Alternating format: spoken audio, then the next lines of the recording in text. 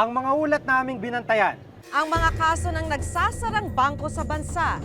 Di na kami makakuha ng pera. Eh yung lahat ng aming mga pagnegosyo nandyan. At ang lumolobong bilang ng mga informal settlers sa Metro Manila.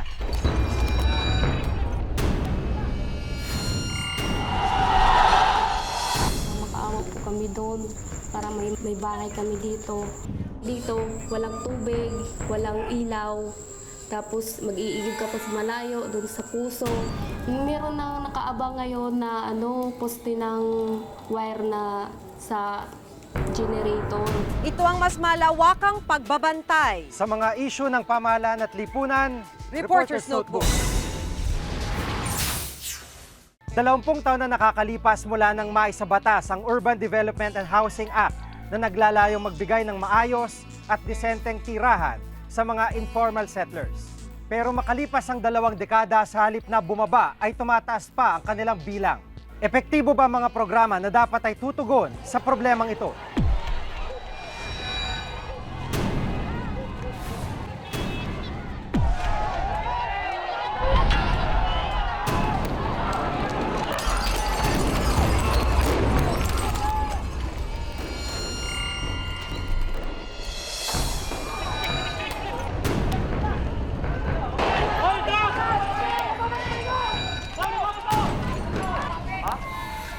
Tensyong sumiklab matapos magsagupa ang mga residente ng Silverio Compound at ang hanay ng kapulisan. Wala rito!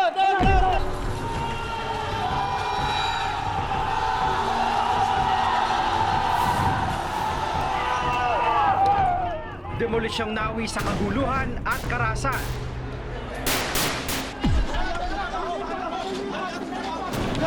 O sige, sumama ka lang sa amin! Sumama ka lang! At kumitil sa buhay ng isang residente. Pangyayaring sumasalamin sa luma pero tila palalang problema ng pabahay sa Pilipinas.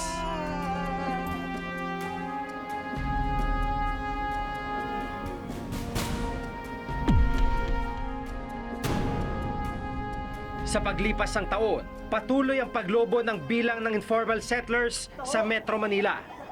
Mula 2.1 milyong informal settlers noong 2002, nasa mahigit 3 milyon na ito noong nakaraang taon. Lumalabas na sa 12.5 milyong populasyon ng Metro Manila, 35% rito ay mga informal settler. Marami sa bilang na ito nakatira sa mga tinatawag na danger zones. Mapagilid ng riles ng tren, gilid ng mga ilog, at maging sa ilalim ng tulay. Nagsisilbing tahanan ng marami sa ating mga kababayan. Sa ilalim ng tulay ng Navotas, nakilala namin ang pamilya ni Ariel, 43 taong gulang. Sa loob ng 3 taon, dito na sila sa ilalim ng masikip, madilim at maliit na sulok ng tulay nakatira. Dito na rin ipinanganak ang kanyang 3 anak. Ako ay galing sa Navotas, sa hirap ng buhay, walang matirahan. Nalipat kami dito sa tulay. Kasi sabi ng may-ari ng inuupahan naming bahay, ibibinta na raw, kaya umalis kami. Makailang ulit na raw nilang naranasang masira ang ginawa nilang bahay, lalo na kapag dumarating ang malakas na agos ng tubig tuwing bumabagyo. Kwento pa ni Ariel, muntik na ring malunod ang panganay niyang anak matapos aksidenteng mahulog sa ilog. Bali yung anak ko, bali 5 beses na nahulog yan eh. Naagapan lang siya, nakikita ng mga kasama namin dito. Yung naililigtas naman. Mapanganib mang manirahan sa tulay, mas pinili nila rito dahil sa lapit raw nito sa kanilang kabuhayan.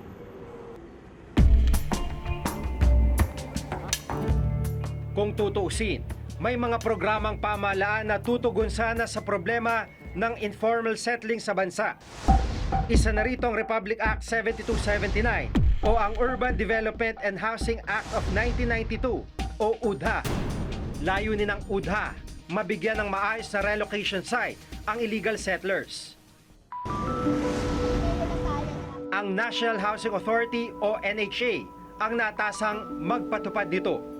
Kadalasan, no, yung relocation and resettlement, meron na tayong tinatawag naman na in-city, near-city, or off-city relocation. So, pinili natin, and it's not only NHA ang pumili ng resettlement site, but the residents themselves, yung affected residents, ang pumili din through our community-initiated approach to resettlement. Makaawa po kami doon para may bahay kami dito. Dito, walang tubig, walang ilaw. Tapos mag-iigib ka pa sa malayo, doon sa puso. Meron nang nakaabang ngayon na poste ng wire.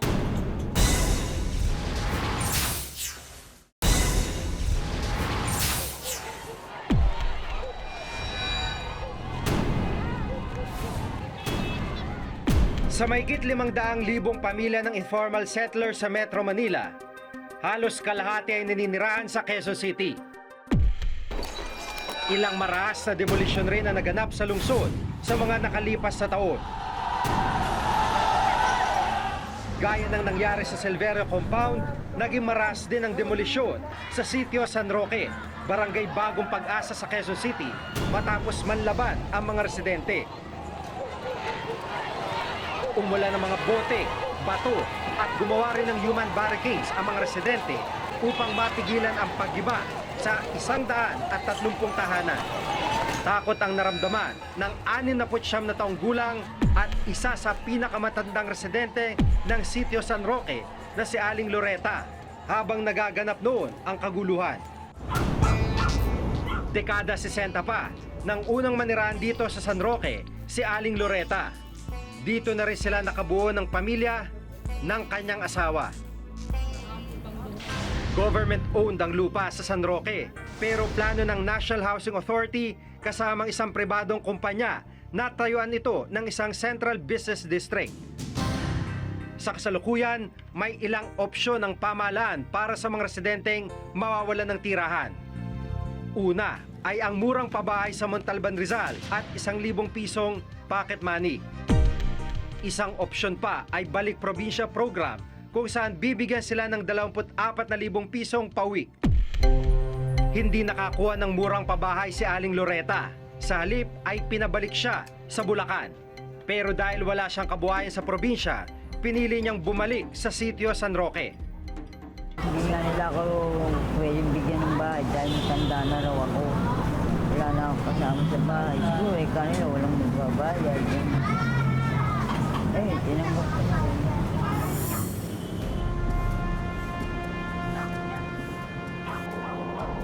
Naubos ang perang ibinigay kay Aling Loreta at ngayon nakikipagsapalaran silang muli dito sa Kamaynilaan. Ayon kay Doktora Ana Marie Caraos ng Ateneo School of Government, bagamat maganda mga polisiya ng UDHA, hindi ito nagtatagumpay dahil hindi raw sinusolusyonan ng gobyerno ang ugat ng problema. Karamihan daw kasi sa mga relocation site, malayo sa pinagkukunan ng kabuhayan ng mga residente, kaya pilit silang bumabalik sa kanilang dating tirahan. Ang pinakalaging problema kasi sa mga distant resettlement sites ay yung hanap buhay nga.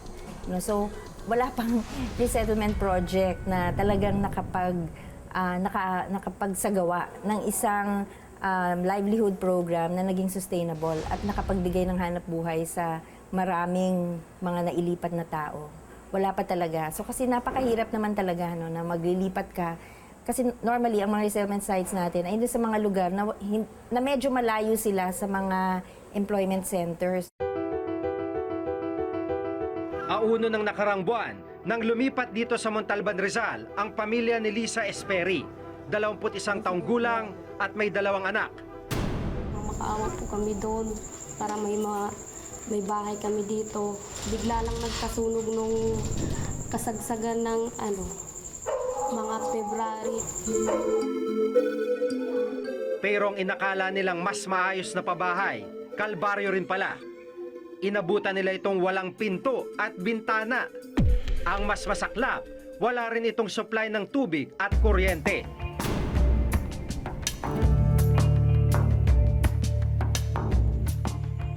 Kaya pagsapit ng gabi, nangangapa sila sa dilim. Dito, walang tubig, walang ilaw. Tapos mag-iigib ka pa sa malayo, doon sa puso.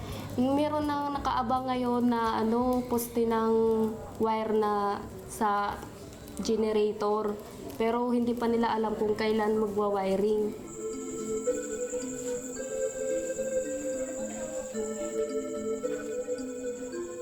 Nagtatrabaho sa Bacolod ang kanyang asawa bilang water dispenser boy at kumikita ng 4,000 piso. Sa kitang ito, naglalaan sila ng 200 piso kada buwan bilang bayad sa ibinigay sa kanilang murang pabahay. Hirap din kami sa pera kasi kulang lang din yung pinagtatrabahoan niya. 300 lang din isang araw. Noong nakarang taon, inilunsad ng pamahalaan at ng World Bank ang National Slum Upgrading Strategy o NSUS. Layunin nitong mas mapaigting ang pagbibigay ng disenteng tahanan, gayon din ang pagtataas ng antas ng pamumuhay ng mga informal settlers. Bukod dito, maglalaan din ang Administrasyong Aquino ng 50 bilyong piso sa susunod na 5 taon upang mailipat ang mabibigyang 100,000 pamilya na informal settler ng maayos na pabahay. Bilang pagtugon sa hinaing ng mga informal settler, magtatayo ng mga in-city housing na higit na mas malapit kumpara sa mga relocation site sa labas ng Maynila. Ang advantage kasi ng in-city ay hindi mo na kailangan problemahin ang hanap buhay. Kasi nandito na ang hanap buhay. Ang poproblemahin mo, yung cost ng lupa at yung infrastructure kasi you will need in most cases to build high density housing, no? Kaya nga pinag-uusapan na ngayon yung medium rise buildings, no? Kasi dahil mahal nga ang lupa. So nandoon yung trade-offs. Pero sabi nga namin, piliin na natin yung ganon kasi ang una mong sinisiguro yung hanap buhay. Na yun naman ang pangunahing pangangailangan ng mga mahihirap. Pero higit na mas malaga ngayon ang kooperasyon ng national at local government, gayon din ng mga residente, upang matagumpay itong may patupad. Maganda rin kasi kung paano din sila nagsimula as a community, sana dalhin yung attitude na yon doon sa resettlement. Government can definitely do everything. NHA cannot solve squatting or housing alone. Other factors should be taken into consideration. All government forces that has something to do with addressing the problem should all hindi lang mag-act, but focused, synchronized, coordinated. Niluma na ng panahon ang problema sa pabahay sa kalusuran. 20 taon matapos maisa batas ang UDA, tila hindi pa rin ganap na naipatutupad ang mga layunin nito. Sa mga bagong polisiya at strategiya na ipinakikilala ng pamahalaan, panahon lang din ang makapagsasabi kung magiging lunas sa mga ito sa matagal ng suliranin ng marami sa ating mga kababayan. Ako si Jigo Manica at itong nakatala sa aking Reporter's Notebook. Hindi na kami makakuha ng pera. Yung lahat ng aming mga pangnegosyo nandyan.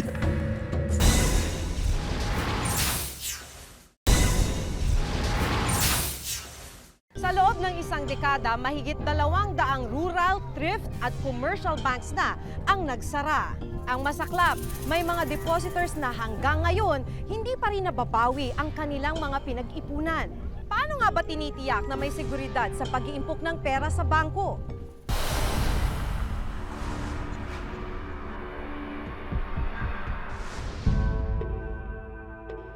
Ikalima na ang Export and Industry Bank sa mga bangkong nagsara ngayong taon. Habang noong nakaraang taon, 29 ang mga bangkong nagsara. Sa kabila raw nito, nananatili pa ring matatag ang banking industry sa bansa.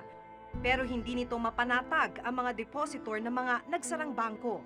Noong Biyernes, nagdeklara ng bank holiday sa may 50 branches ng Export Bank sa buong bansa. Humigit kumulang 16 na bilyong piso ang utang nila sa may 50,000 depositors. Hindi na kami makakuha ng pera. Yung lahat ng aming mga pangnegosyo nandyan. Yung pasweldo nga lang nila ngayong payroll Kulang pa ng kalahating milyon na ibibigay nila tapos makukuha mo June pa. Milyon-milyong pisong deposito raw ang account ni Annabel sa Export and Industry Bank. Yung lahat ng aming mga pangnegosyo nandyan. Nandyan sa kanila. Wala naman. Hindi man lang nila kami binigyan ng ng abiso. Ang laki-laki ng pera nakalagay namin sa kanila Hindi na raw kasi kayang bayaran ng bangko ang mga pananagutan nito sa mga depositors. Giit pa ng Bangko Sentral ng Pilipinas o BSP, hindi nila maaaring isa publiko ang katayuan ng isang bangko. Pinagbabawalan kami sa Bangko Sentral na ibunyag sa publiko ang katatayuan ng isang bangko. Ano ang sa tingin mo magiging epekto nun? Di, syempre, ang natural instinct naman ay magtakbuhan, kunin ang kanilang pera at kung yung mismong bagay na iyong iniiwasan na wag masarang bangko ay lalong mapapadali. Sa kabila naman daw ng mga pagsasara ng mga bangkong ito, mayroon namang deposit insurance na maaasahan. Ayon sa Philippine Deposit Insurance Corporation o PDIC, nagsimula na nilang iproseso ang deposit claims ng mga depositor ng Export and Industry Bank. Sakop ng insurance ang mga depositong nagkakahalaga ng kalahating milyon at pababa. Pero ang mga depositong nagkakahalaga ng mahigit sa kalahating milyon, walang kasiguruhan kung maibabalik pa. Marami pong nag-iisip ngayon, at yun yung nasa isip syempre ng mga depositor. Mababawi pa ba nila yung pera nila mula dun sa mga nagsarang bangko? That is not going to be as expeditious siguro as the ones that are covered by deposit insurance. Medyo matagal din yun kasi that has to go through the courts then and it depends on the asset quality of the bank at saka kung may mahahanap din kami na ready buyer, di ba? Kasi we have to liquefy the assets. Pagka nabenta yung assets ng bangko and there's still enough assets remaining to distribute among the creditors, then they will get it. Sa kalagayan ng Export and Industry Bank, humigit kumulang 4 na bilyong piso lamang sa 16 na bilyong pisong deposito ang sakop ng deposit insurance. Pero ang ilang depositor ng bangko na mababa sa kalahating milyon ng deposito, nahirapan din sa pagkuha ng insurance. Taong 2011 nang magsara ang First Reliance Bank sa Indang, Cavite. Isa si Nita sa mga depositor ng bangko. Sa pagtitinda ng kakanin, kumikita at nakakapag-ipon si Nita. Batay sa kanyang passbook, umaabot sa mahigit 40,000 piso ang naimpok niya sa bangko. Pero laking gulat niya na 3,000 piso lamang ang nakuha niya mula sa PDIC. At ang natitirang 40,000 piso, wala na raw sa kanyang balanse sa bangko. Zero balance na nga raw kami. After na ma-evaluate daw nila yung mga passbook namin, dahil kasi yung mga taga ritong iba napunta doon, sabi, for evaluation pa raw, saka for investigation. Parang naaano na ako na talagang parang wala kaming record doon. Makailang beses pa raw siyang nagpabalik-balik sa PDIC para makuha ang sinasabing pera. Lakad din kami ng lakad noon kay Mayor, pinapakausapan namin si Mayor. Ang sabi nga, humingi lang kami ng demand letter. Tapos, ihaano na nga lang namin sa pulis para ihabla yung mga teller. Lapit kami sa attorney, ayaw naman kami bigyan yung letter. Isa rin ang retiradong pulis na si Mang Ernesto sa mga naghihintay na mabawi ang kabuuan ng pinaghirapang pera. Ang 130,000 pesos na mula sa kanyang pensyon, mahigit 40,000 pesos na lamang ang naibalik. Gaya ni Aling Nita, naghihintay pa rin siya ng tawag mula sa PDIC. Wala namang katiyakan na makukuha yung aming pera. Basta sabi lang na kung talagang, pag na-clear nila na talagang gayon yan deposito ko, di, padadala na raw lang ang cheque by mail. Matagal na mahigit ng 6 na buwan, ano? Wala naman nadating. Inamin naman ng PDIC sa mga problemang tulad nito kapag nagte-take over sila sa mga nagsasarang bangko. Karamihan sa mga naiiwan kasi, pagka ganitong matagal na, no? Yun yung tinatawag namin na challenged accounts. Yun yung mga may kailangan pa silang ibigay na documentation to prove that the accounts are valid. So, ganun yon. Pagka magulo yung records ng bangko, mahirap talaga, magtatagal talaga. Kabilang ang mga kasong ito sa natitirang halos 10% pa ng mga deposit insurance na hindi pa nababayaran ng PDIC noong 2011. At sa 5 bangko ngang nagsara ngayong 2012, mahigit 50% pa lamang ng mga deposit insurance ang kanilang nababayaran. We have to be very sure that the accounts are really valid. Talagang account yun na may pumasok na pera sa bangko. And we have to be sure that we are paying the correct amount to the correct person. Sa investigasyon ng PDIC, lumalabas na sa mga nagsarang bangko, mula kapabayaan hanggang panluloko ng mga opisyal ng bangko ang dahilan. Katunayan, ayon sa PDIC, mahigit 80 kaso na ang naisampa laban sa mga may-ari ng mga bangkong naimbestigahan. Pero ang nakalulungkot naman, ayon sa BSP, halos wala pang napaparusahan. Dapat meron. So it must be a reflection of our justice system. Marami na kaming nasampahan ng kaso. Kaya lang, alam mo naman sa ating proseso na dadaan to sa ating hukuman. At doon medyo nagtatagal ang proseso. Sa ilalim ng Republic Act 7653 o ang New Central Bank Act, ang BSP ang nakatalagang ahensya ng pamahalaan na magsisigurong matatag ang bawat bangkong nag-ooperate sa bansa. Sa nakalipas na isang dekada, nasa mahigit 200 rural, thrift at commercial bank na ang nagsara sa bansa. Meron din silang pagkukulang in a sense, no? Pero alam mo naman, sabi ko nga sa dami ng mga bangko na tinututukan nila, minsan may mga nakakalusot na mangilan-ngilan. Sa kabila nito, nananatiling mahigpit pa rin daw ang pagbabantay nila sa estado ng mahigit 700 bangko sa bansa.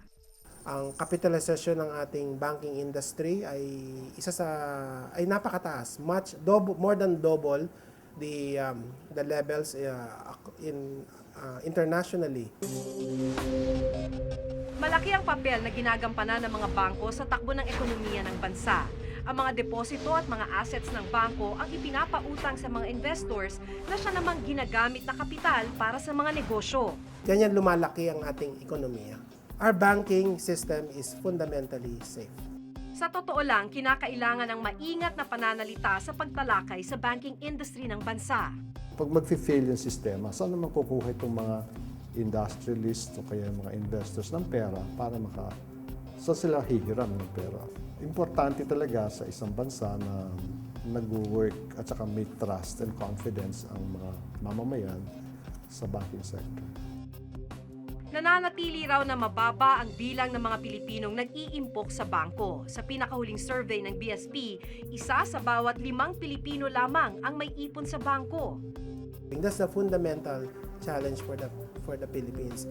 We need to find a way through better economic policies to generally increase the income of people. And if they have income and extra money, then they have money to save in banks. Kaya payo ng mga eksperto, mahalagang masuring mabuti ang kalagayan ng bangkong paglalagakan ng pera. It's smart naman kung ikaw ay maraming pera, isabog mo na lang sa mga bangko. Inilalagay sa mga bangko ang ating pera dahil sa proteksyon na dapat sana ay ibinibigay ng mga ito. Kaya naman mahalaga na mabantayan ang mga bangkong humahawak sa mga perang ipinagkatiwala sa mga ito.